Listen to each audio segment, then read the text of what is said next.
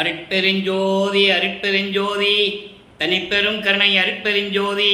எல்லா உயிர்களும் இன்புற்று வாழ்க, வள்ளல் மலரடி வாழ்க வாழ்க. கொல்லா விரதம் கோல எல்லாம் ஓங்குக, நல்லோ நினைத்த நலம் பெறுக, நன்றி நினைத்த எல்லோரும் வாழ்க இசைந்து. உலக மக்களே, அறிவார்ந்த அன்பர்களே, ஆண்மநேய ஒருமைப்பாடுடைய அன்பர்களே, அருட்பெருஞ்சோதி ஆண்டவருடைய திருவிளையாடலை பார்த்து கொண்டிருக்கிறோம். அருட்பெருஞ்சோதி ஆண்டவர் இந்த பிரபஞ்சம் தோன்றிய காலத்திலிருந்தே 4 யுகங்களிலும், கிரேத யுகம், திரேத யுகம், துவார யுகம், 4 யுகங்களிலுமே ஏராளமான திருவிளையாடல்களை செய்து கொண்டிருந்தார்கள். இந்த 4 யுகங்களிலுமே சமயங்களும் மதங்களும் மார்க்கங்களும் தோன்றி அதை செய்வ சமய தலைவர்கள், மார்க்கங்களுடைய தலைவர்கள் எல்லாருமே இவற்றையெல்லாம் தோற்றுவித்து தங்கள் கருத்துக்களுக்கு ஏற்றபடி, உள்ளத்திற்கு ஏற்றபடி, நினைத்தபடி அந்த சைவ தலைவர்களையும் வைணவ தலைவர்களையும் ஒவ்வொரு சமய தலைவர்களையும் உருவாக்கி ஆலயங்களை அமைத்து வழிபாட்டு முறைகளை அமைத்து மக்களை வழிபட செய்து விட்டார்கள். இந்த யுகங்களுக்கும் ஆயுள் காலம் உண்டு. 4 யுகங்களிலுமே முடிந்து விட்டது. அதேபோல் சமயங்களும் மதங்களும் மார்க்கங்களுக்கும் ஆயுள் காலம் உண்டு, அதுவும் முடிந்து விட்டது. அப்போ கலியுகத்தினுடைய கடைசி கட்டத்தில் இந்த உலக மக்களுக்கு ஒரு ஆன்மீக சுத்த நெறி கொண்ட ஒரு ஆன்மீக வழி வேண்டும் என்பதற்காக ஒரு ஆன்மீக பாதை உலக மக்களுக்கு தேவைப்படுகிறது. அதை சுத்த சன்மார்க்கம், சமரச சுத்த சன்மார்க்கம் என்ற ஒரு மார்க்கத்தை நிறுவி அருட்பெருஞ்சோதி ஆண்டவர் நிறுவி அதை தன் மகன் கையில் ஒப்படைப்பதற்காக தனது மகனை, தனது செல்வ பிள்ளையை இந்த மண்ணுலகிற்கு, இந்த பூலோகத்திற்கு ஒரு தாயின் வழியாக வருவிக்க செய்தார். நமது பிள்ளை பெருமானவர்களும் ஒரு தாயின் வழியாக இந்த பூலகத்திற்கு வருவிக்க உற்றார். வருவிக்க உற்று 8 ஆண்டுகள் வரையிலும் அவர் தான் யார் என்ற தெரியாத நிலையில் இருந்து கொண்டிருந்தார்கள் நமது பிள்ளை பெருமானவர்கள். அதன் பிறகு 9வது ஆண்டிலே அருட்பெருஞ்சோதி ஆண்டவர் மகனை ஆட்கொண்டு அதை திருவருட்பாவிலே தெளிவாக பாடல்களிலே கூறியிருக்கிறார்கள். ஆண்டார் 3 ஆண்டிலே ஆட்கொண்ட அருள்கடலை என்று கூறுவார். ஆரோடு 3வது ஆண்டிலே முன்னே என்னை ஆண்டு கொண்டாய் என்று கூறுவார். ஆக வல்லற்பமானவர்களை தனது 9வது ஆண்டில், நான் ஏற்கனவே கூறியது போல வல்லற்பமானுக்கு வயதில்லை, அவர் ஒவ்வொரு யுகத்திலேயும் இருந்தவர் என்பதை திருவருட்பாவிலே கண்ட உண்மை. அப்போ 9வது ஆண்டில் ஆட்கொண்ட பிறகு அருட்பெருஞ்சோதி ஆண்டவருடைய மகன் என்ற நிலை மட்டும் அவருக்கு தெரிகிறது. நல்லா தெரிஞ்சுக்கணும், சமயங்களும் மதங்களும் மார்க்கங்களும் உலக மக்களுக்கு தேவையில்லை என்று கூற வேண்டும். உலக மக்களை எல்லாம் சமரச சுத்த சன்மார்க்கத்திலே சேர்த்து இந்த உலக மக்கள் சமரசமாகவும் இன்பமாகவும் வாழ வேண்டும், ஜீவகாருண்ய ஒழுக்கத்தோடு இருக்க வேண்டும், உயிர் இரக்கம் இருக்க வேண்டும் என்ற ஒரு நோக்கத்திற்காகத்தான் இந்த பூலோகத்திற்கே ஒரு தாயின் வழியாக வருவிக்க உற்றார் நமது பிள்ளை பெருமானவர்கள். ஆன்ற சன்மார்க்க மணிவர என்னைத்தான் ஈன்று அமுதளித்த இனிய நற்றாயை என்று கூறுவார். இது அகவலிலே உண்டு. அகத்தை கருத்து புறத்தை வெளுத்திருந்த உலக அனைவரையும் சகத்தை திருத்தி சன்மார்க்கத்தை அடைவித்திட அவரும் இகத்தை பரத்தை பெற்று மகிழ்ந்திடுவதற்கென்றே. நல்லா கவனிக்கணும், இந்த உலக மக்கள்லாம் மகிழோடு இருக்க வேண்டும், இன்பமாக இருக்க வேண்டும் என்பதற்கே என்னை உகத்தே இறைவன் வருவிக்க உற்றான். உகத்தே என்பது இந்த யுகத்தில் கலியுகத்துடைய கடைசி கட்டத்தில், அதாவது 5/10/1823 ஆண்டு நமது பிள்ளை பெருமானவர்கள் வருவிக்க உற்ற நாள் 5/10/1823. அப்போ இதுக்காகத்தான் நான் வருவிக்க உற்றேன், இறைவன் வருவிக்க உற்றேன் என்று கூறுவார். அவர்களை பெற்றேனே. ஆக வல்லப்பெருமானவர் வருவிக்க உற்றது எல்லாம் இங்கே வெளிப்படையாக உண்மையாக உலக மக்களுக்கு தெரிவிக்கிறார். அப்போ 9வது ஆண்டு ஆட்கொண்ட பிறகு இறைவனுடைய மகன் என்ற நிலை தெரிந்த பிறகு வெளியே சொல்லவும் முடியாது. ஏன்னா அங்கே சத்தியம் என்று விண்ணுலகத்திலிருந்து சத்தியம் பண்ணிட்டு தான் பூலோகத்துக்கு வராரு. அது பாடலில் உண்டு, திருவருட்பாவில் இருக்கு, யாரும் மறுக்க முடியாது. அப்போ அந்த நிலையில் இருக்கும்போது இறைவனால் வருவிக்கப்பட்ட மகன் என்று தெரிந்து விட்டது, வெளியே யார்கிட்டையும் சொல்ல முடியாது. அப்போ அவர் மனநிலை எப்படி இருக்கும்? அதான் திருவருள் முறையீடு உதயமாகிறது. 1ஆம் திருமுறை பதிகம் 6 திருவருள் முறையீடு என்ற பதிகம் உருவாகிறது.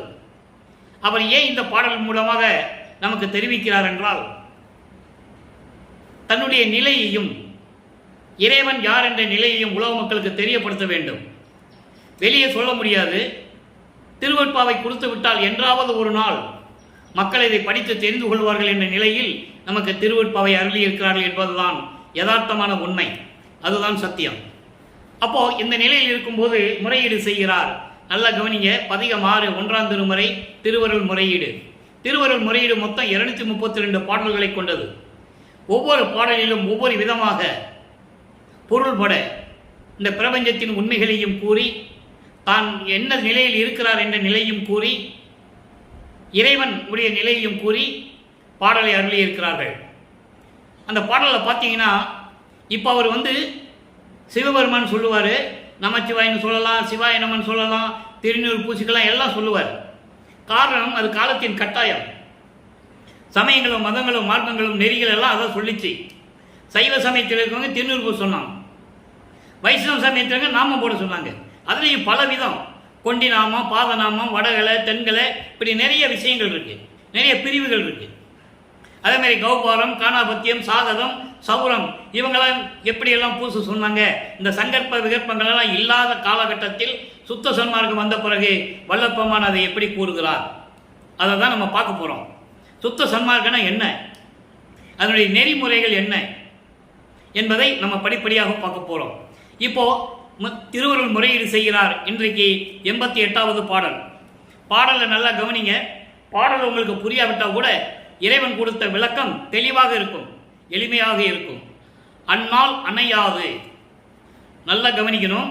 அந்நாள் அணையாது நஞ்சு ஏற்று அயன் மால் மனை ஆதியர்த்தம் பொன் நானை காத்த அருட்கடலே, பிறர் புன்மனை போய் இந்நாள் அணையாவகை என் என் ஆணை காத்தருள், ஏழைக்கு நின்ற நாணை ஐயா நின் பால் ஆணை வேறு சரண் இல்லையே.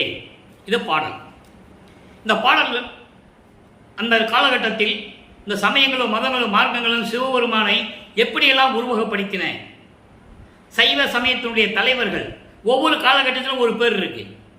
சிவபெருமானு, மாசிலாமணி, தியாகராஜ பெருமானு, சொக்கநாதன், மகாலிங்கம், இப்படி பல பெயர்கள் உண்டு. நடராஜன் இந்த குரூப்பில் சேர்ந்தவர் தான். இவங்களாம் ஒரு குரூப்பு. அப்போ இந்த நிலையில் இருக்கும்போது இறைவனை எப்படி குறிப்பிடுகிறார், நல்லா கவனிக்கணும். புராணத்தில் வர்றது கூட இவர் இங்கே குறிப்பிடுகிறார்.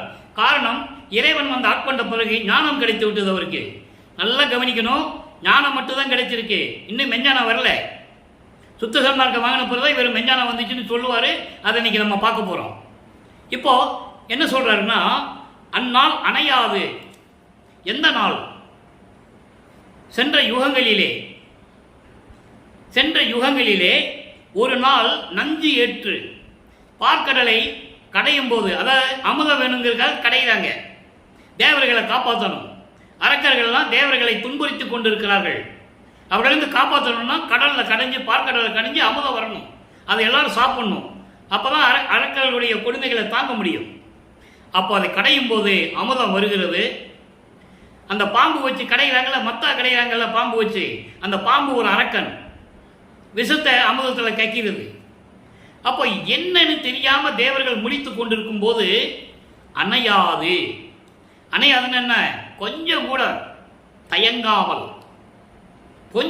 தயங்காமல் அந்த விஷத்தை எடுத்து தான் உண்டு கழுத்தில் நிறுத்தி கொண்டதோடு மட்டுமல்லாமல் பிரம்மன், திருமால் மற்றும் தேவர்கள் அனைவருடைய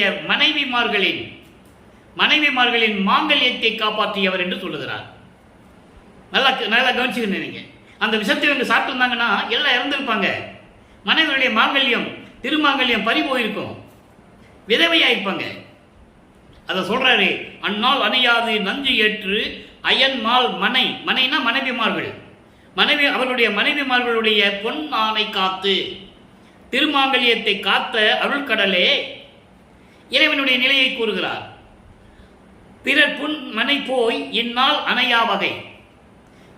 வஞ்சகர்களுடைய வீட்டுக்கு போய் அங்கே போய் அந்த வீட்டு வாசலில் போய் நான் நிற்கக்கூடாது, எந்த உதவியும் கேட்டு நான் நிற்கக்கூடாது.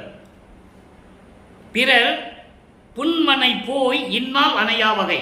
இப்போ அந்த நாளில் நீ அவங்கள காப்பாற்றின இல்லை, அந்த நாளில் அவங்கள காப்பாற்றின இல்லை, விஷம் சாப்பிட்டு உன் கழுத்தில் நிறுத்தி அவங்க மனைவிமாரோட தாலியெல்லாம் காப்பாற்றின இல்லை. அதே மாதிரி இப்போ இந்த பூலோகத்தில் உன்னால் வருவிக்க உற்று நான் துன்பப்பட்டு கொண்டிருக்கிறேன். இப்போ நான் போய் மற்றவங்க வீட்டில் போய், வஞ்சகர்களுடைய வீட்டில் போய், தீயவர்களுடைய வீட்டில் போய் அவங்க வீட்டு முன்னால் நான் நிற்கக்கூடாது. அப்படி அணையா வகை என்னை காத்தருள், உன் மீது சத்தியம், என் ஆணை காத்தருள், ஏழைக்கு நின் தன் ஆணை. இந்த ஏழை உன் மீது சத்தியம் செய்கிறேன் ஐயா கடவுளே, நின் தாள் ஆணை, உன் திருவடிகள் மீது சத்தியம், வேறு சரண் இல்லையே, எனக்கு வேறு அடைக்கலம் தெரியாதே, நான் யார்கிட்ட போவேன்? என்னை பிரம்மன் படைக்கவில்லை, திருமால் போன்ற காக்கும் தலைவர்கள் என்னை காத்துக் கொண்டிருக்கவில்லை. உன்னால் படைக்கப்பட்டவன், உன்னால் வருவிக்க உற்றவன், இந்த பூலோகத்தில் என்னை வருவிக்க செய்துவிட்டு நீ சென்று விட்டாய். மகனே, நீ இங்கு இரு, முன்பருவம் பின்பருவம் காட்டி உனக்கு அருள்வேன் என்று சொல்லிவிட்டு மறைந்து விட்டாய். ஒரு காலத்தில் விஷத்தை உண்டு இவர்களெல்லாம் காப்பாற்றிய நீ என்ன போய் இன்னொரு வீட்டில் போய் நிற்க சொல்ற? நிற்க முடியாது. நீ தான் எனக்கு அருள் செய்ய வேண்டும், காத்தருள வேண்டும். இது உன் மீது சத்தியம், உன் திருவிடி மீது சத்தியம், வேறு அடைக்கலம் இல்லை இந்த பூலோகத்தில் எனக்கு என்று சொல்லி இந்த முறையீடு செய்கிறார். அப்போ வல்லப்பமானவர்களுக்கு 9வது ஆண்டிலிருந்து 12 ஆண்டுகள் ஆகிறது. வருவிக்க உற்று 9வது ஆண்டிலிருந்து 12 ஆண்டுகளுக்குள் இது நடக்குது. இப்போ 13வது ஆண்டு தொடங்குகிறது. அவரது மனம் திருவொற்றியூருக்கு போக சொல்லுகிறது. போக சொல்லுகிறது என்பதை விட இவர் மனதை தூண்டி விடுகிறார் அருட்பெருஞ்சோதி ஆண்டவர். நல்லா கவனிக்கணும். அப்போ நம்ம பிள்ளை பருவானவர்களுக்கு அருட்பெருஞ்சோதி ஆண்டவர்னு தெரியாது, மறைப்பு நிலையில் இருந்து கொண்டிருக்கிறார். அதை மட்டும் நீங்கள் நல்லா புரிஞ்சுக்கணும். ஏன்னா கருவிலே இருக்கும்போது அருட்பெருஞ்சாண்டவர் போய் என் தந்தை அருட்பெருஞ்சாண்டவர் இதுக்கெல்லாம் எனக்கு கொடுத்தாருன்னு எப்போ சொல்லுவார்? 33வது ஆண்டில் தான் சொல்லுவார். மெஞ்ஞானம் கிடைச்ச பிறகு தான் சொல்லுவார். அதற்கு முன்னால 5 மாத பள்ளியில் இருக்கும்போது சிதம்பரத்திலே சிதம்பர ரகசியம் பார்த்தது. சிதம்பர ரகசியம் என்பது என்ன? வெட்ட வெளி. சிதம்பரம் என்றாலே அருட்பெருஞ்சோதி என்று பொருள். அங்கே இருக்கின்றவர்கள் சமயங்களையும் மதங்களையும் மார்க்கங்களையும் சேர்ந்தவர்கள் அதை மாற்றிவிட்டார்கள். கர்ம சித்தர் என்று பெயர் அவனுக்கு, நடராஜனுக்கு. நடராஜன் என்பது அருட்பெருஞ்சோதி. அங்கே போய் மகாமந்திரம்லாம் நீங்கள் சொல்லிட முடியாது. எல்லாம் சொல்லுவாங்க. ஏன்? சுத்த சன்மார்க்க மேடையிலே பேசுகிறவங்களே சொல்லுவாங்க, நடராஜன் தான் சொல்லுவாங்க. அப்படி சிதம்பரத்தில் போய் நீங்கள் மகாமந்திரம் சொல்லிட்டு வெளியே வந்துட முடியுமா? நல்லா புரிஞ்சுக்கணும் நீங்கள். அப்போது அப்படிப்பட்ட நிலையில் இருக்கும்போது இவர் திருவொற்றியூர் செல்லுகிறார். தியாகராஜ பெருமானை பார்ப்பதாக செல்லுகிறார். ஏற்கனவே நம்ம 10 பதியம் பார்த்துட்டோங்களே. ஒவ்வொரு பதியத்திலையும் எப்படி சொல்கிறாரு? நமச்சிவாயின்னு சொல்லணும், சிவாய நம்ம சொல்லி நீரிடும் திருநீர் பூசிக்கோன்னு சொல்லுவார், உத்தராஜகட்டையை போட்டிருப்பார், கடுக்கான் போட்டிருப்பார். எல்லாம் நடந்துகிட்டு இருக்கும். நடந்து தான் ஆகணும், காலத்தின் கட்டாயம். அங்கே இருந்துட்டு தான் மகனை கொண்டு வராரு. அதனால் நம்ம அங்கே இருந்து வரணும்னு அவசியம் இல்லை. அப்படி தான் இந்த பேசிகிட்டு இருக்காங்க இது வரைக்கும். கீழே இருந்து தான் வரணும், கீழே இருந்து தான் வரணும், அதெல்லாம் கிடையாது. நேராக வர சொல்கிறாரு. பேருபதேசம் படிங்க. இறைவன் வர்ற நேரம் வந்துருச்சு, இனிமேல் வீணாக காலத்தை கழிக்காதீங்க. அருட்பெருஞ்சாண்டவர் வரப்போகிறாரு, வாங்க சுத்த சன்மார்க்கத்துக்கு வாங்க வாங்கன்னு கூப்பிடுறாரு. நான் அங்கே இருந்து பார்த்துட்டேன். திருநூறு பூசினேன், உத்தராஜ கோட்டையை போட்டிருந்தேன், அவ்வளவு பற்று வச்சுருந்தேன் நான். அப்போ எனக்கு என்ன கிடைச்சது? ஒன்றுமே இல்லைங்க, எல்லாம் பொய்யின்ட்டார். சாதி மதமும் சமயமும் பொய்யென ஆதியில் உணர்த்திய அருட்பெருஞ்சோதி. சாதி மதமும் பொய், பொய்யே. ஞானசரியில் சொல்கிறாரு. ஞானசரியை படிக்கிறீங்கள?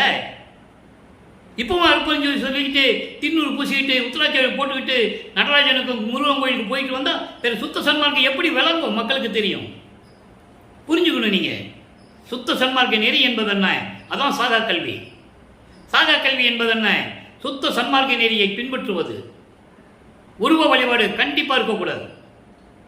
திருநூறு பூசக்கூடாது. அதுக்கு ஊதுவத்தி கொளுத்துவாங்க. ஜோதியை ஏற்றி வச்சுட்டு அதுக்கு ஊதுவத்தி கொளுத்துறது, வெத்தலாபாக்கு வைக்கிறது, சாப்பாடு வாழையில போட்டு படையில் போட்டு அதுக்கு முன்னால் வைக்கிறது, இதெல்லாம் அறியாமை, சுத்த சன்மார்க்கத்துக்கு எதிரானது. இதை நான் தெளிவாக சொல்லுவேன், எங்கே வேணாலும் சொல்லுவேன். வெளிநாட்டிலையும் பேசியிருக்கேன், இப்படி தான் பேசுவேன். இது சுத்த சன்மார்க்கத்துடைய நெறிகள் வரும்போது அதன்படி தான் கடன் படிக்கணும்.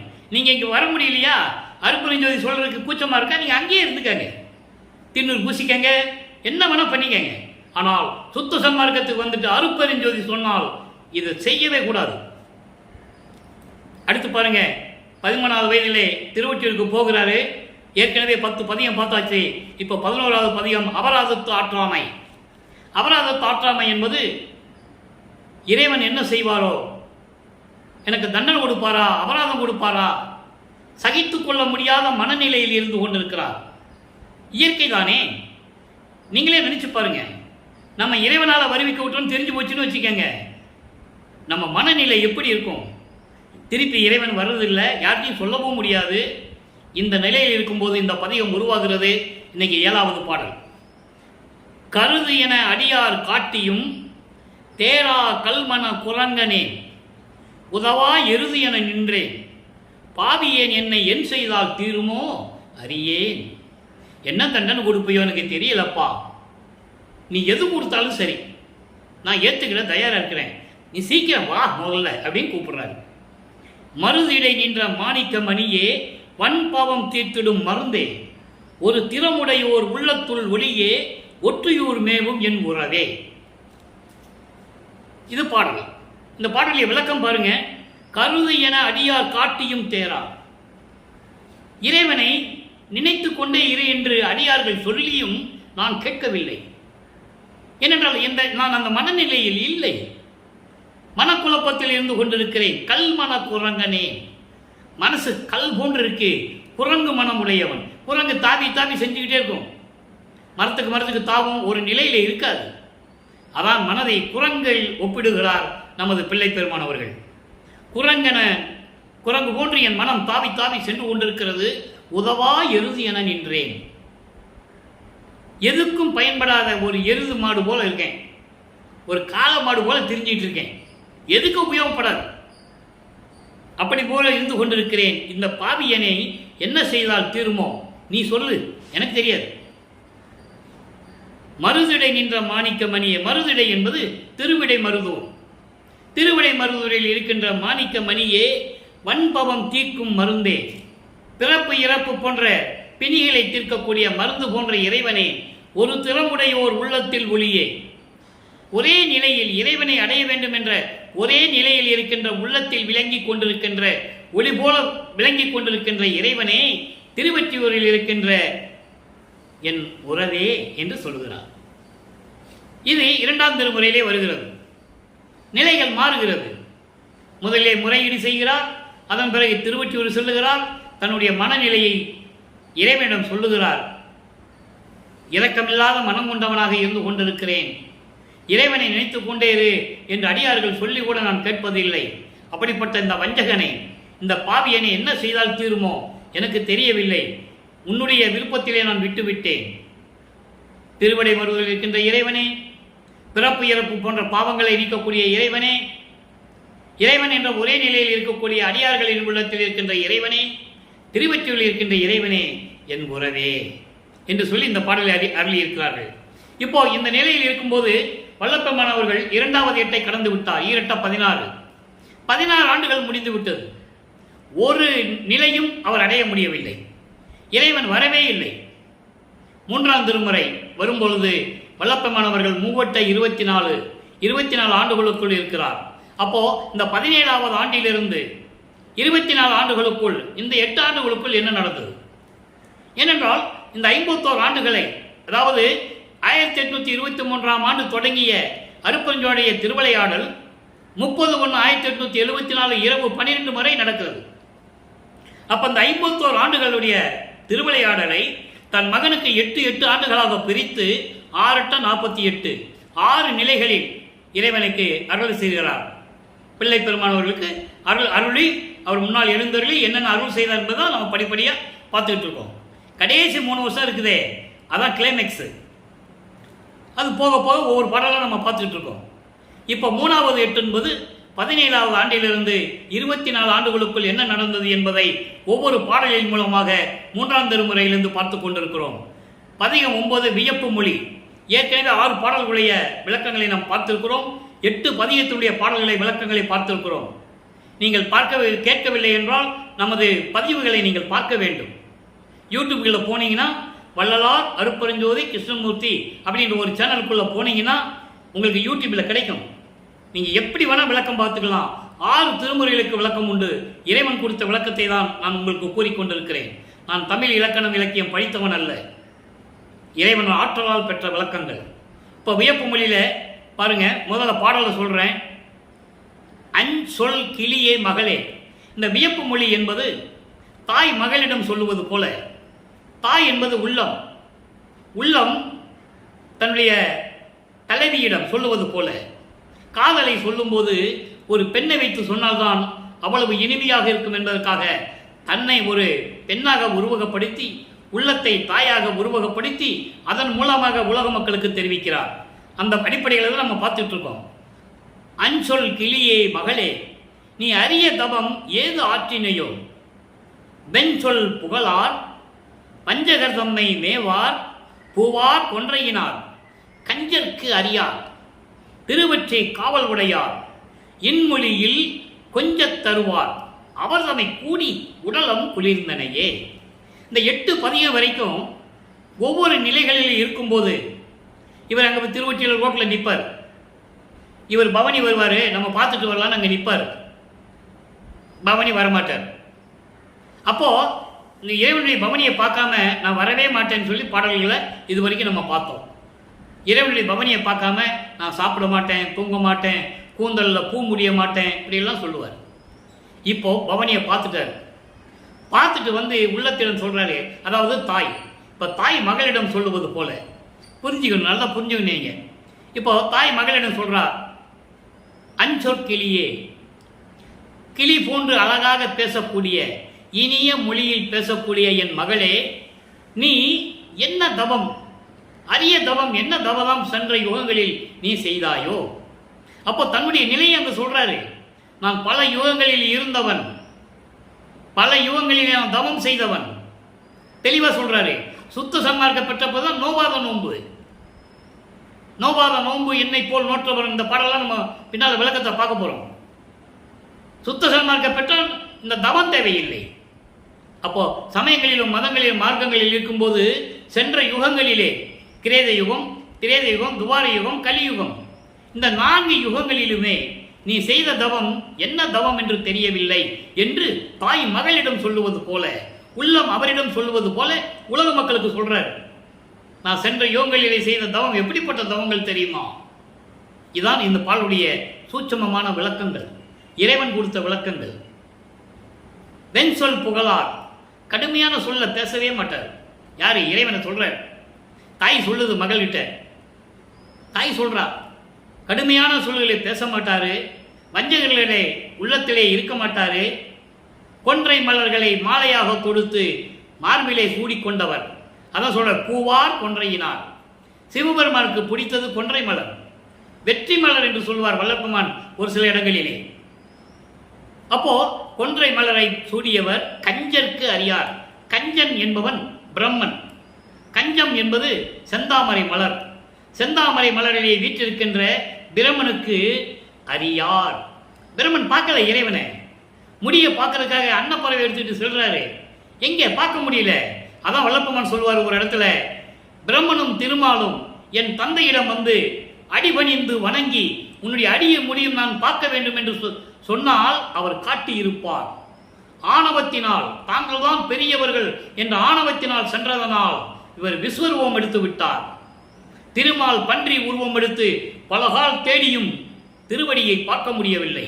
பிரமன் அன்னப்பறவையாக சென்று கொண்டிருக்கிறான், முடியை பார்க்கவில்லை என்று சொல்லுவார். அதை இங்கே சொல்றாரே, கஞ்சருக்கு அறியார். அதை பல இடங்களிலே கூறுவார்.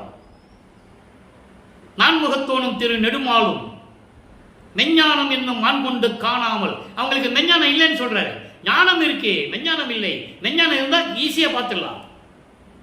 மெஞ்ஞானம் என்னும் மான்குன்முக கொண்டு காணாமல் தம் உருமாறியும் தேன்முக கொன்றை முடியையும் செந்தாமரை சேவடியும் ஊன்முக கண் கொண்டு காணாமல் தேடி நின்றார். சற்றும் உணர்விலே இன்னும் பார்க்கலையாம்.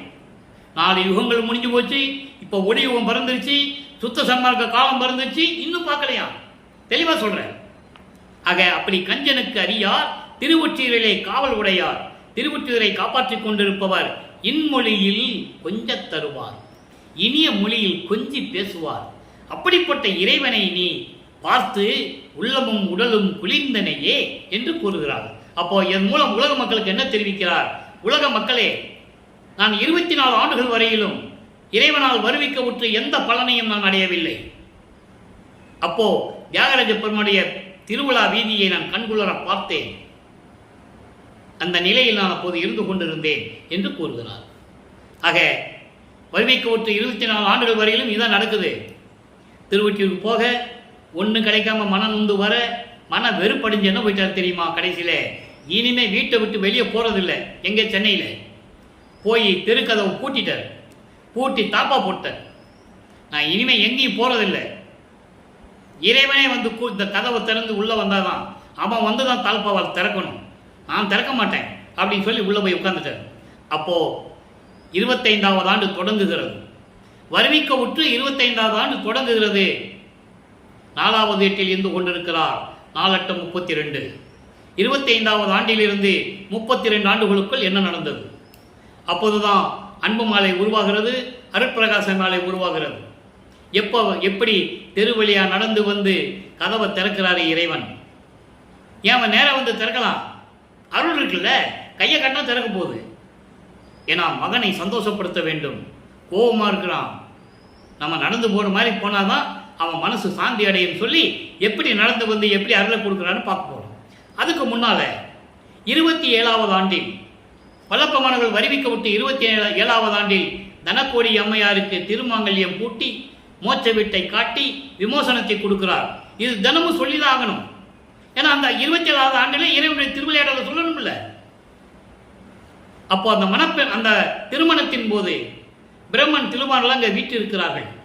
இதை பார்க்கிறார் வள்ளற்பெருமான். இவர் கண்ணுக்கு தெரியும், மற்ற மானிட பிறவிகளுக்கெல்லாம் தெரியாது. அப்போ தன்னுடைய தந்தையும் தாயும் வரவில்லையே என்று ஏங்குகிறார்.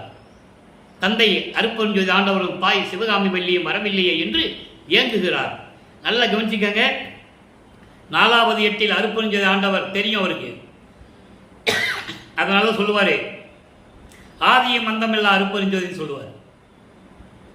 இறைவன் பிரபஞ்சத்தின் முதல் கடவுள் அருட்பெருஞ்சோதி. அப்போ தாயும் தந்தையும் வரவில்லைன்னு சொல்லி ஏங்குவார். பாடலில் உண்டு.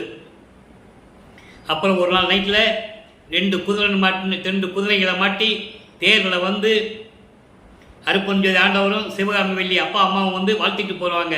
பாட்டில் இருக்கு, அந்த பாடலாம் பின்னால் வரும். நீ இதை மட்டும் மனசில் வச்சுக்கங்க. அப்போ அந்த நிலை முடிந்தவுடனே, திருமணம் முடிந்தவுடனே இவர் அந்த பற்றுகளை விட வேண்டும், பந்த பாசங்களை விட வேண்டும். இந்த பூவுலகத்திற்கு வருகை கூட்டுறதுனால் ஏற்பட்ட சொந்தங்கள் இருக்க, என்னதான் இருந்தாலும் ஒரு தாயின் வழியாக வந்தது தானே. அப்போ அந்த சொந்தங்கள் இருக்குல்ல, அண்ணன் அக்கா இப்படியெல்லாம் சொந்தங்கள் இருக்க தானே செய்யும் உலகையில். வருவிக்கு விட்டதனால் ஏற்பட்ட சொந்தங்கள். அவர் ஏற்கனவே எல்லா பற்றுகளையும் மறுத்தவர் அவர். அப்போ அந்த இதெல்லாம் விட்டுட்டு உலக மக்களுக்காக தெரியப்படுத்தணும் இல்லை. அதெல்லாம் விட்டுட்டு சென்னையை விட்டு வெளியே வரணும். எங்கே வரணும்? நேராக அங்கே போகணும். சிவஞான வெளிக்கு போய் சுத்த சன்மார்க்கத்தை வாங்கணும். அந்த பாடலுடைய விளக்கத்தில் நம்ம பார்த்துருக்கோம். இன்றைக்கும் வரும் அந்த பாடல், அந்த நிலைகள்லாம் வருது, பார்க்க போகிறோம். அப்போ அருட்பிரகாச மாலையில் என்ன நடக்குது நல்லா கவனிங்க. இருள் நிறைந்த இரவில் அடி வருந்த நடந்து, இருட்டில் திருவடி நடந்து அடி வருந்த, அதாவது கால் வலிக்க நடந்து வந்து அடியேன் இருக்கும் இடத்தனை தேடி தேடி வராரு.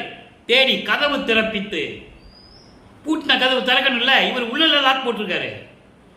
இறைவன் வந்து கையை காட்டுவார், தாழ்பா திறக்கும். அப்படி திறப்பித்து, மருள் நிறைந்த மனத்தாலே மயங்குகின்ற மகனே, மாயைகளையும் மயக்கங்களையும் இந்த பூலோகத்திலே இருந்து கொண்டு மயங்கி கொண்டிருக்கின்ற என் மகனே. அவரை மயங்கினாரே, இவர் மயக்க வச்சுக்கிட்டு இருக்காரு. அதனால இவர் நடந்து வர்ற மாதிரி போக்கு கட்டுறாரு. அப்போதான் இவர் சாந்தம் அடைவான்னு சொல்லி, அப்போ மருள் நிறைந்த மனத்தாலே மயக்குகின்ற மகனே மயங்காதே, இனிமே நீ கவலைப்படாதே என்று என்னை மகனே என்று வரவழைத்து சொல்லி, திருள் நிறைந்தது ஒன்று. ஏற்கனவே சொல்லியிருக்கேன், என்ன கொடுத்தாலும் சொல்ல மாட்டார், ஒன்றுன்னு தான் சொல்லுவார். எப்போ இந்த பாடல் எழுதும்போது, இந்த இறைவன் வந்து அருளும்போது ஒன்றுன்னு தான் சொல்லுவார். அது விளக்கம் 6ஆம் திருமுறையில் இருக்கும். அந்த பாடலாம் நம்ம பார்க்க போகிறோம். தெருள் நிறைந்தது ஒன்று, அருள் வல்லமும் கொண்ட, அருள் நிறைந்த, எல்லா அருளும் வல்லவ சக்திகள் கொண்ட ஒரு அருள் கொடையை எனது செங்கையினில் கொடுத்து, உள்ளங்கையில் கொடுத்து, திகழ்ந்து நின்ற பரம்பொருள், திகழ்ந்து நின்ற என் முன்னால் விளங்குகின்ற பரம்பொருள், நின் திருவருள் என்ன என்பேன். உன்னுடைய திருவருளை நான் என்னன்னு சொல்லுவேன்? அருள் நிறைந்த மெய்ப்பொருளே. இங்கே தான் மெய்ப்பொருள்னு சொல்லுவார். ஏன்னா அருட்பெருஞ்சோதி தான் மெய்ப்பொருள். இன்னும் அருட்பெருஞ்சோதி அவர் சொல்ல மாட்டார். அதை நல்லா புரிஞ்சுக்கணும் நீங்கள். அவருக்கு தெரியும், ஆனால் சொல்ல மாட்டார். அருள் நிறைந்த மெய்ப்பொருளே அடிமுடி ஒன்றில்லா. அடிமுடி ஒன்றில்லான்னு சொன்னால் உருவம் இல்லாத அருள் ஜோதி வடிவில். உருவம் இருந்தால் அடிமுடி. அது இல்லாத இறைவன் யாரு? அருட்பெருஞ்சோதி. இங்கே சொல்லிட்டாரா? இதுக்கு முன்னாடி என்ன சொல்லிட்டு இருந்தாரு? தலையில் கங்கையை வச்சவர், கழுத்தில் பாம்பு சூட்டினவர், சிவாய நமன்னு சொல்லணும், நமச்சிவாயா, மாசிலாமணி, தியாகராஜ பெருமான் பற்றியெல்லாம் சொல்லுவார். நடராஜன் இப்படியெல்லாம் சொல்லுவார். இங்கே என்ன சொல்கிறார் பார்த்தீங்களா? அடிமுடி ஒன்று இல்லாம். உருவம் தானே அடிமுடி சொல்கிறதுக்கு. அப்போ ஜோதி வடிவில் இருக்கின்றார் பொருள். அதான் மெய்ப்பொருள் என்று சொல்லுகிறார். நல்லா புரிஞ்சுக்கணும் நீங்கள். ஆனந்த மன்றில் நடமாடுகின்ற அரசே, திருச்சிற்றம்பலத்தில் அருள் நடனம் செய்து கொண்டு அருளாட்சி செய்து கொண்டிருக்கின்ற இறைவன் என்று சொல்லி இந்த பாடலை அறிவிக்கிறார்கள். ஆக 32வது ஆண்டில் இறைவன் வந்து மகன் முன்னால் எழுந்தருளி அந்த கதவை திறந்து அருள் கொடையை கொடுத்துட்டார். அருள் கொடையை கொடுத்துட்டார்ல. இப்போ என்ன கொடைன்னு நம்ம பார்க்கணும் இல்லையா? அது 16ஆம் திருமுறையில் பதிகம் 31 திருவருள் பேரு. என்ன திருவருள்? அதனுடைய பாக்கியம் என்ன? 3வது பாடல். கைக்கு இசைந்த பொருள். கையில் கொடுத்துட்டு போனார்ல, அதுக்கு பதில் சொல்லணும்ல. அன்பர்களே, திருவட்பாவிலே ஒவ்வொரு பாடலுக்கும் ஒரு பாடலில் கேள்வி இருந்தால் அந்த கேள்விக்கு 6ஆம் திருமுறையிலே எந்த பதிகத்திலே எத்தனாவது பாடலிலே பதில் இருக்கிறது என்பது இறைவன் கருணையும் தயவும் இருந்தால்தான் சொல்ல முடியும். இல்லை என்றால் சொல்ல முடியாது, சத்தியமாக சொல்ல முடியாது. அந்த கருணையை பெற்றவன் என்ற மனப்பூரிப்பில் மிகுந்த மகிழ்ச்சியோடு கூறிக்கொண்டிருக்கிறேன். கைக்கு இசைந்த பொருள். இதுக்கு முன்னால் நம்ம அற்புதமாக கையில் ஒன்று கொடுத்தாருன்னு சொன்னோம்ல, அந்த கைக்கு இசைந்த பொருள் எனக்கு வாய்க்கு இசைந்தது உண்பதற்கே. என்ன பொருள் கொடுத்தாரு, என்ன அவருக்கு வாய்க்கு இசைந்தது என்று சொல்லுகிறார். கையில் கிடைத்த அந்த பொருள் நான் விரும்பி ஏற்றுக்கொள்ளுமாறு அதை ஏற்றுக்கொள்ளுவதற்கு, கையில் கிடைத்த அந்த அருள் கொடையை ஏற்றுக்கொள்ளுவதற்கு, நான் விரும்பி ஏற்றுக்கொள்வதற்கு காலம் என்ன, கணக்கு என்ன, கருதும் இடம் என்ன, எங்கே கொடுத்தாங்க, நடு ரோட்டில் கொடுத்தாங்க, வீட்டுக்குள்ளே கொடுத்தாங்க, எப்போ கொடுத்தாங்க, ராகு காலம், யமகண்டதெல்லாம் நமக்கு தேவையா? சொல்கிறாரு. காலம் என்ன, கணக்கு என்ன, என்ன கணக்கு இருக்கு, என்ன இடம் இருக்கு, கையில் கொடுத்தா வாங்கிக்க வேண்டியதானே. வாங்கிட்டாரா? நெய்க்கு இசைந்தது என்று உரைத்தது நீர். கொடுத்துட்டு என்ன சொல்றாரு? அங்க என்ன சொன்னாரு? கையில் வச்சுக்கோன்னு சொல்லிட்டு போயிட்டாரு. அதுக்கு இவர் விளக்கம் தரார். இறைவனின் தந்தை இப்படியெல்லாம் சொன்னான்னு விளக்கம் தந்தாரு. நெய்க்கு இசைந்தது என்று உரைத்தது நீர். இது உன் உடல் சம்பந்தப்பட்டது, உன் தேக சம்பந்தப்பட்டது என்று நீர் உரைத்தது உண்மைதான், சத்தியம் சத்தியமே. அப்போ உடம்புக்கு சம்பந்தப்பட்டது, உடம்புக்கு பொருந்தியது எது? 3 தேகங்கள், மரணமில்லா பெருவாழ்வு.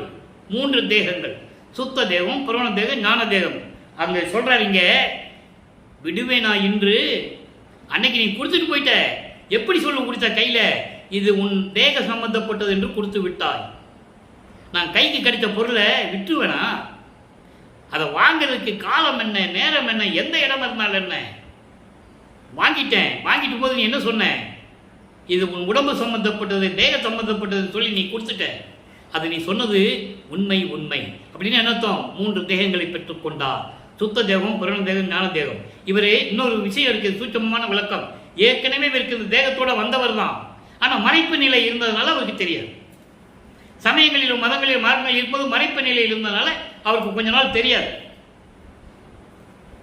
விடுவேனா இன்று, அடியேன் விடுவேனா, விலக்கு இறைத்தேன் அல்லவே, நான் வீணாக கழிக்கவில்லை. அதை செய்க்கு இசைந்த சிவபோகம் விளைத்து உணவே இறைத்தேன். மெஞ்ஞானம், சிவானந்தம். சிவபோகம் என்பது சிவானந்தம், சிவானந்தம் என்பது பேரின்பம், கடவுளின் பேரின்பம். அதை கிடைப்பதற்காக தானே, அந்த பலன் எனக்கு கிடைக்க வேண்டும் என்பதற்காகத்தானே இதை நான் பெற்றுக்கொண்டேன். பாடல் எவ்வளவு விளக்கம் பாருங்க. இது நூல் விளக்கம் அல்ல, யாராலையும் சொல்ல முடியாது. சுத்த சன்மார்க்கத்தில் உண்மையாக இருந்து கொண்டு இறைவன் மீது பற்று கொண்டு சுத்த சன்மார்க்க வழியில் நடந்து கொண்டிருந்தால்தான் இந்த விளக்கெல்லாம் கிடைக்கும். அதை குறிப்பிட்டு சொல்ல வேண்டிய கடமை எனக்கு இருக்கிறது. அப்போ செய்க்கு இசைந்த சிவபோகம் விளைத்து உணவை இறைத்தேன். சிவபோகம் சிவானந்தம் இறைவனுடைய பேரின்பம் கிடைக்க வேண்டும் என்பதற்காகத்தானே நான் அதை வாங்கிக் கொண்டேன். தினந்தோறும் காத்திருந்தேன், தினந்தோறும் காத்திருந்தேன்.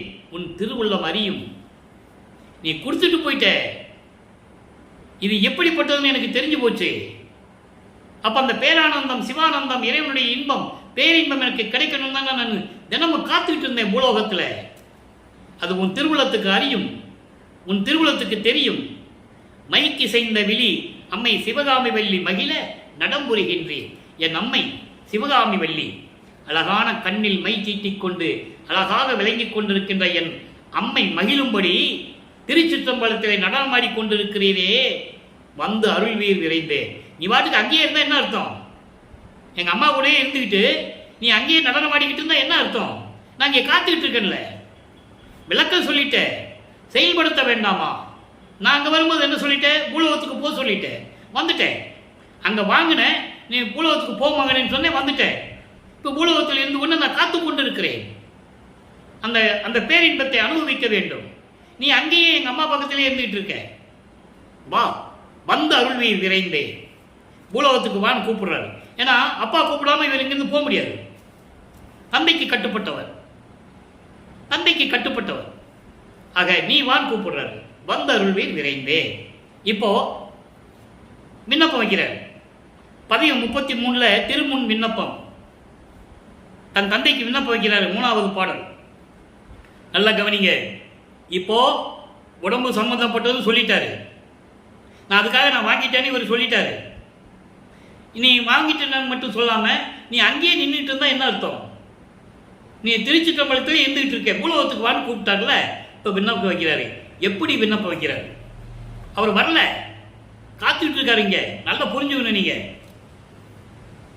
விஞ்சு பொன்மணி அம்பலத்து அருள்நடம் விளைத்து உயிருக்கு உயிராய் எஞ்சு உறாத பேரின்ப அருள்கின்ற என் இறைவா. சொல்லிட்டாரா? பேரின்பத்தை சொல்லிட்டாரா?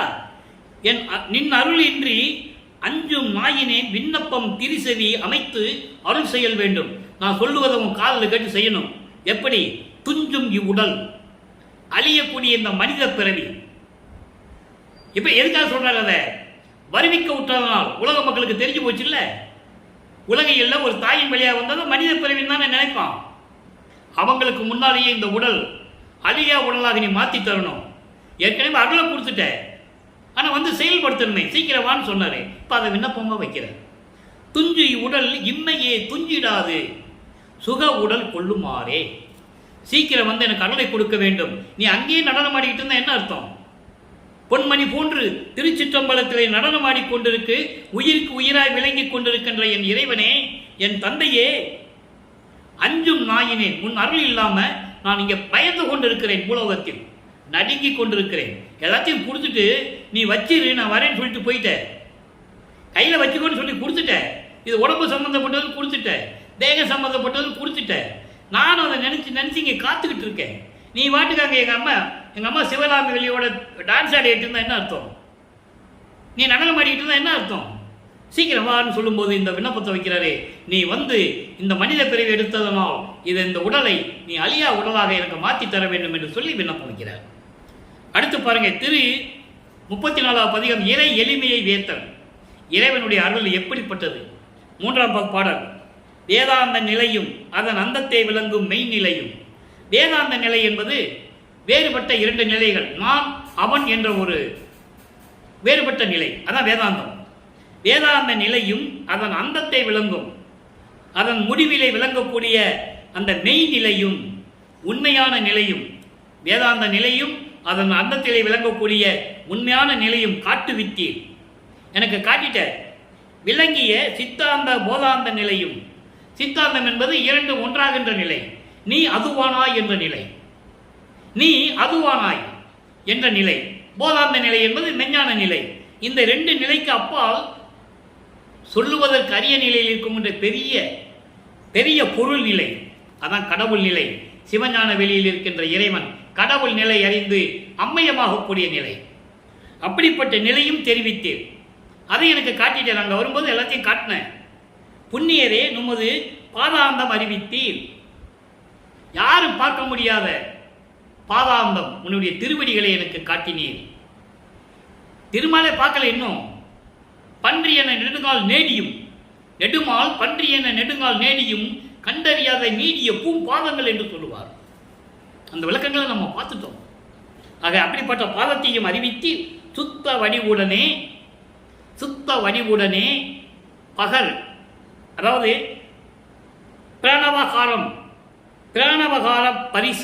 பிராணவகார பரிசு என்று சொல்லப்படுகின்ற பிரவண தேகம், சுத்த தேகம், பிரவண தேகம், ஞான தேகம் எனக்கு அழிச்சிட்ட. நான் இல்லைன்னு சொல்லல, அழித்தீர். நாதாந்த தனி செங்கோல் நான் செலுத்த கொடுத்தேன். நாதாந்தம் என்பது பரநாத நிலையில் திரு அருள் செங்கோலாட்சி செலுத்துக மகனே என்று சொல்லி எனக்கு கொடுத்தீர். நடராஜரே, நல்லா கவனிக்கணும். நடராஜர்னா உங்க எண்ணம் முதல்ல அங்க போயிடக்கூடாது. சிதம்பரத்துக்கு நடராஜன் என்பது நடனங்களுக்கு அரசன் என்பது அருப்பெருஞ்சோதி ஆண்டவர். அவர் பேர் தான் நடராஜன். இவங்க மாற்றி வச்சுக்கிட்டாங்க. அதுக்கான ஆதாரங்கள்லாம் உண்டு. யார் வச்சது, இந்த சிலையை யார் கொண்டு வந்து இங்கே கொடுத்ததுன்னா அது புராணங்களில் இருக்குது. அதுக்குள்ளே நம்ம போக வேண்டாம். போனால் பேசுகிறதால வீணாக போயிடும். நமக்கு டைம் தான் பாஸ்ட் ஆகும், வீணாக போயிடும். நடராஜன் என்பது அருப்பெருஞ்சோதி ஆண்டவர். அதனால தான் 6ஆம் திருமுறையிலே நடராஜ பதிமாலை என்ற பதிகத்தை உருவாக்கி நமக்கு கொடுத்தார்கள் என்பதை இங்கே நான் பதிவு செய்ய கடமைப்பட்டிருக்கிறேன். அந்த பதிவு பாடல்களை நம்ம பார்க்க போகிறோம். போக போக பார்க்க போகிறோம். நமக்கு நான் ஏது செய்வேனே, நான் என்ன கைமாறு செய்வேனோ எனக்கு தெரியலன்னு சொல்கிறார். அடுத்து பாருங்க, அற்புதமான ஒரு பாடல். இந்த விளக்கம் எங்கேயும் கிடைக்காது. இறைவன் அருள் இருந்தால் தான் இந்த விளக்கத்தை சொல்ல முடியும். பதிகம் 36 உண்மை கூறல் 3வது பாடல். கரும்பிடை ரதமும் கனியில் இன்சுவையும் காட்டி. இதுக்கு என்ன அர்த்தம் சொல்லுவீங்க? இது கரும்பு சாறு மகனே, இது பல சாறுன்னு காட்டுறதுன்னு தானே சொல்ல முடியும். இதான நூல் விளக்கம். அப்படி இல்லை. கரும்பிடை ரதமும் கனியில் இன்சுவையும் காட்டி உயிர் நேயமும் ஆன்மநேய ஒருமைப்பாட்டு நெறிகளையும் எனக்கு காட்டி. கனியில் இன்சுவை என்பது உயிர் நோக்கம், ஆன்மநேய உயிர் நோக்கம், உயிர் இரக்கம். அதாவது உயிர் நேயம் என்பது வேறு, இரக்கம் என்பது வேறு. ஆன்மை ஒருமைப்பாடு உயிர் நேயம், உயிர் இரக்கம், இந்த இரண்டையும் எனக்கு காட்டி. அதான் சொல்றாரு, கரும்பிடை ரதமும் கனியில் இன்சுவையும் காட்டி உயிர் நேயத்தையும் உயிர் இரக்கத்தையும் எனக்கு காட்டி என் உள்ளம் கலந்து இனிக்கின்றேன். என் உள்ளத்திலே கலந்து இனிக்கின்றேன். விரும்பி நும் பொன்னடிக்கு ஆட்பட்டு நின்றேன். நான் விரும்பி உன்னுடைய திருவடிகளுக்கு ஆட்பட்டு அடைக்கலமாக நின்று கொண்டிருக்கிறேன், நின்றேன். மேல்விலை அருகிலே. இதுக்கு மேலே என்ன நடக்கணும்னு எனக்கு தெரியாது. ஆனால் விச்சை ஒன்றில்லேன். எனக்கு எந்த விதமான ஆசையும் இல்லை, மெஞ்ஞானம் இன்னும் கிடைக்கவில்லை. அந்த நிலையில் நான் இருந்து கொண்டிருக்கிறேன். ஞானம் இல்லாதவளாக இருந்து கொண்டிருக்கிறேன். துரும்பினும் சிறியன், நான் தூசவிட சிறியவன். அன்று வந்து ஆண்டீர் என்று 9வது ஆண்டிலே வந்து என்னை ஆட்கொண்டீர். தூயனும் பேரருள் ஜோதி கண்டு அல்லால், உன்னுடைய அருள்பெருஞ்சோதியை நான் கண்டு அல்லால், அந்த அருளை பெறாமல், அந்த அருளை நான் பெறாமல் அருள் பெறல் உண்டியை விரும்பவும் மாட்டேன். உன்னுடைய அருள் அமுதத்தை நான் விரும்பவும் மாட்டேன். அறுசுவை உணவல்ல, அருள் அமுதத்தை நான் விரும்பவும் மாட்டேன். அப்ப நீ என்ன பண்ணணும்? நேரம் வரணும்னு சொல்ற. நீ அங்கேயே நின்றுட்டு இருக்க. பூலோகத்துக்கு போக சொல்லிட்டேன், வந்துட்டேன். நீ அங்கேயே இருந்துட்டா என்ன அர்த்தம்? சீக்கிரம் வான்னு சொல்றாரு. அருப்பெருஞ்சோதியர் ஆணை, உன் மீது சத்தியம், நுண் மீதே சத்தியம், அருப்பெருஞ்சோதி ஆண்டவரே என்று சொல்கிறார். உயிர் இரக்கத்தையும் உயிர் நேயத்தையும் காட்டி என் உள்ளத்தில் கலந்து கொண்டீர். விளக்கத்தை நல்லா கவனிச்சுக்கணும். கலந்து கொண்டீர். நானும் விரும்பி உன் திருவடிக்கே அடைக்கலம் என்று நின்றேன். இருந்தாலும் இதற்கு மேல் என்ன நடக்கணும்? அதுக்கு நீ ஒன்றும் சொல்லலையே. மேல் விளைவு அருகிலே, சீக்கிரம் வா. எனக்கு எந்த ஞானமும் இல்லை, மெஞ்ஞானம் இல்லாமல் நான் திகைத்துக் கொண்டிருக்கிறேன். துரும்பு போன்றவனை, இந்த சின்னவனை, இந்த மகனை அன்று வந்து ஆண்டாய். 9வது ஆண்டில் ஆட்கொண்டாய் அல்லவா? அன்று வந்து ஆண்டாய் நீ. இனிமேல் உன்னுடைய பேரருள் ஜோதி கண்டு அல்லால், அருப்பெருஞ்சோதியினுடைய அருளை பார்க்காமல் நான் எந்த அருளமதும் சாப்பிட மாட்டேன், விரும்ப மாட்டேன். நீ வந்து என்ன சொல்லிடுற? உனக்கு அருளமதம் கொடுத்துருக்கல, அருளமதம் கொடுத்துருக்கேன்னு சொல்லிட்டு இருக்க. நான் அதெல்லாம் நான் விரும்பலை. இனிமே எனக்கு அது வேண்டாம். அது எவ்வளவு அறுசுவை போல இருந்தாலும் சரி எனக்கு வேண்டாம், அருட்பெருஞ்சோதி வீண் ஆணை, சீக்கிரம் வந்து எனக்கு அருளை கொடுன்னு சொல்றாரு. அடுத்து வரம்பில் வியப்பு. அடுத்த நிலை பாருங்க, சொல்லிட்டாரா? இப்போ அவர் வரணும். நீ வந்தா யார் தடுக்க முடியும்? என்ன நீ வந்துட்டா நீ அவங்ககிட்ட போகாதன்னு யார் சொல்ல முடியும்? எவனும் சொல்ல முடியாது. பிரம்மனாலும் சரி திருமணாலும் சரி யாரு நீ ஏன் அவங்ககிட்ட போறேன்னு சொல்லுவாங்களா? சொல்ல முடியாது. இல்ல நீ வான் கேட்கிறாரே, அதுக்கு ஒரு பதியம் கொடுத்திருக்கிறாரே, வரம்பில் வியப்பு. மூணாவது பாடல், தன்னகையில்லா தலைவனே, யாருக்கும் நிகரில்லாத தலைவனே என்று அரட்டி தனி மறைகளும் ஆகமங்களும் உன்னி நின்று ஓடி உணர்ந்து உணர்ந்து உணராத ஒரு தனி பெரும்பதியை எப்படி சொல்ற பாருங்க. இந்த வேதங்களும் மறைகள்னா வேதங்கள், ஆகமங்க நூல்கள் 28, மறைகள் 4, இதெல்லாம் என்ன சொல்லுது? தன்னைகிறா தலைவனை சொல்லி புலம்பி அழுது ஓடி ஓடி வராங்க உன்னை நினைச்சு. அப்பவும் உணர முடியல. இவன் தான் தலைவன் தெரிஞ்சு போச்சு, இவன் தான் இறைவன் தெரிஞ்சு போச்சு, உணர்ந்துட்டாங்க. உணர்ந்து ஓடி ஓடி உங்ககிட்ட வந்து கூட உன்னுடைய நிலையை அவங்களால உணர முடியல.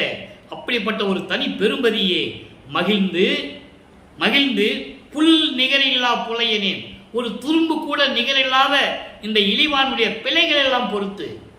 எந்த பிழைகளை பொறுத்தாரு? இவர் தப்பு செஞ்சாரா? இல்ல, சமயங்களிலும் மதங்களிலும் மார்க்கங்களில் இருக்க வச்சியே.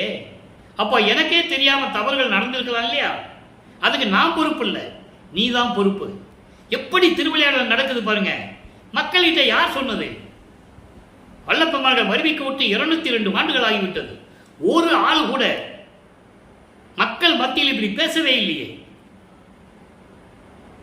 நீங்க யாராவது கேட்டுக்கீங்களா? யாராவது பேசியிருந்தா சொல்லுங்க, எனக்கு தகவல் சொல்லுங்க, நான் தலை வணங்குகிறேன். அப்படிப்பட்ட இருந்த வல்லப்பெருமானை சாதாரண துறவி என்று சொன்னார்கள். ஞானி, விஞ்ஞானி, போகி, யோகி இப்படிதான் சொன்னாங்க. கடைசியில் என்ன சொல்லிட்டாங்க? எங்கேயோ போயிட்டாரு, மறைஞ்சிட்டாரு, இப்படிதானே சொன்னாங்க. கடவுள் ஆயிட்டன்னு சொல்றதுக்கு என்ன வந்துச்சு? அவர் கடவுளுங்க. அவர் அப்பா மகன் கிட்ட வந்து அப்பா வந்து சேர்ந்துக்கிட்டாரு, அப்பா போய் மகன் கிட்ட சேர்ந்துட்டான்னு சொல்றதுக்கு என்ன? மறைஞ்சிட்டாரு. அதெல்லாம் ஒரு மாணாக்கர் சொல்றாரு, ஆதாரம் இருக்கு, பொய் சொல்லல. நான் போய் கதவை திறந்து பார்த்தேன், அங்க ஒரு பாய் இருந்தது, அதில் போய் படுத்துக்கிட்டாரு. அப்புறம் நாங்கள் வந்துட்டோம், திரும்பி போய் பார்த்தோம், பாய் இல்லை, அவர் இல்லை.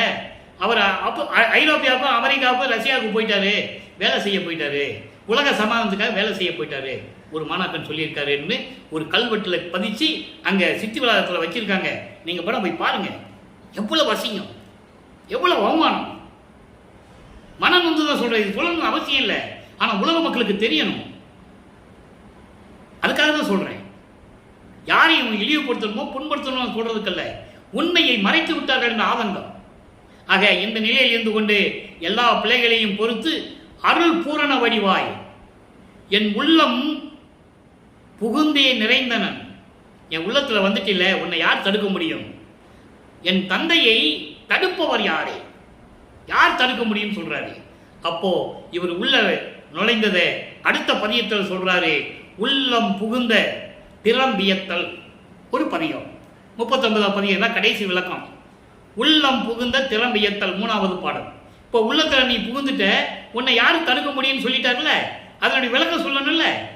அடுத்த பதியத்தில் வருது, உள்ளபடி உள்ளதுவாய் உலகமெல்லாம் புகினும் ஒரு சிறிதும் தடையிலவாய் ஒளியதுவே மயமாய். நீ உள்ள வந்துட்ட இறைவன் எப்படிப்பட்ட இறைவன்?